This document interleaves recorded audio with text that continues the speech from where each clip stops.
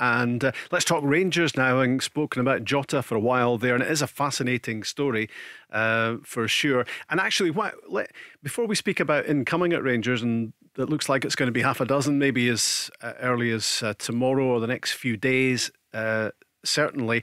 Let's talk about Malik Tillman, who seemed as if he was going to be, having been on loan with Rangers last season, seemed as if he was going to be coming back as a permanent signing. There was an option, it seemed, for Rangers to sign him for 5 million. Well, what seems to have happened, Peter, is that Bayern Munich have had the power to basically rip up that agreement, give Rangers £1 million in compensation, and then sell him for double to a team in England.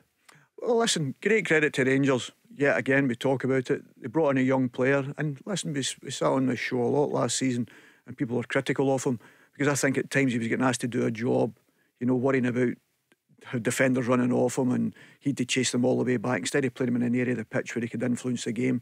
And I was really impressed with him. I thought he'd all the stature, he's a young man, he's got very good feet, and I always thought he was very creative, and I just thought he needed a centre forward really up the pitch with him, because I thought the quality that he had, and he's only going to get better at that age.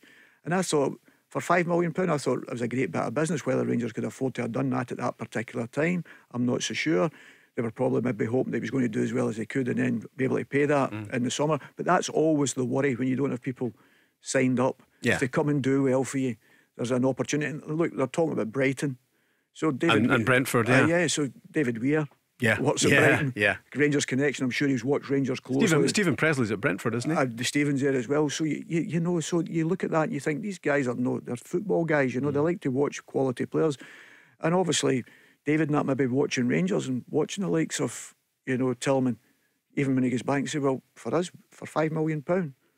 And he could play because he can handle the ball exceptionally well. He's a young man, and a lot of these clubs do that because they've got their finance. I mean, £5 million down the road is like signing somebody under 16. He's also got the physique for a 21-year-old, hasn't he? Absolutely. And they can do that, and they can sign them. And he doesn't need to rush into their team. And believe it or not, he could, because he's got good feet. He can handle the ball well. Obviously, you're going up another level again.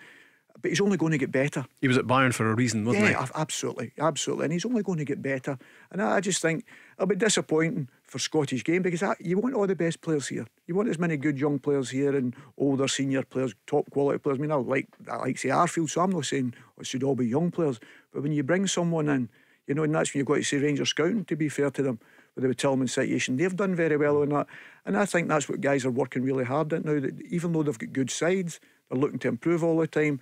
And it used to go to the certain clubs to get certain players from. Now, well, thankfully, because both teams have done well in Europe in the respect of their names are out in Europe again in the Champions League and what, I'm not saying the results wise, but people are willing to let their younger players go there and try and establish themselves and see if they can perform under the pressure which comes with playing with a Celtic or a Rangers. But there's not many clubs you can send a young boy out and you can see them playing in that atmosphere, or the types of atmosphere that these boys, and the pressure that these boys have got to play as they do in Glasgow.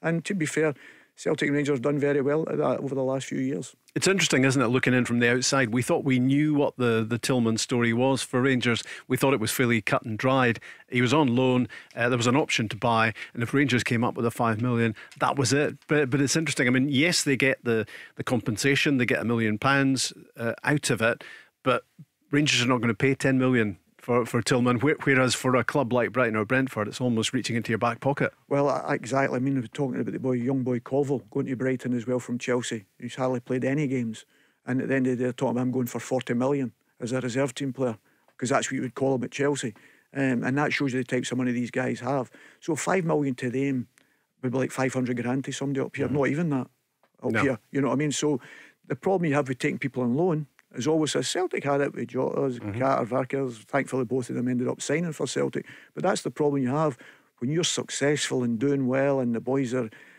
and watched on the television all the time, or the people's at the game scouting the games, and they're playing in Europe and they're all performing to a good level. Listen, it's very, very difficult then, because once you get into a bun fight, unfortunately financially, if it's down south, they're going to blow you away. Now the biggest problem you've got is you've got Saudi Arabia now, even for your younger ones. So there's another problem you're going to have. Yeah, but if you lose them, you're going to get a packet. So well, that's the thing. You're hoping that your players, and that's why sometimes you've got to be brave enough to gamble on it. If the other club, because listen, there are two clubs involved. Some teams don't want to sell them because they think there's a player in there, and they think if he goes and does well, the price that we're looking for could double, treble, whatever, and that's exactly what's happened. You know, like say Tillman, obviously someone's off instead of the 5 million Rangers were willing to put down. They're like, okay, we'll give you £1 million, but he's going for 10 million to the Premier League in England.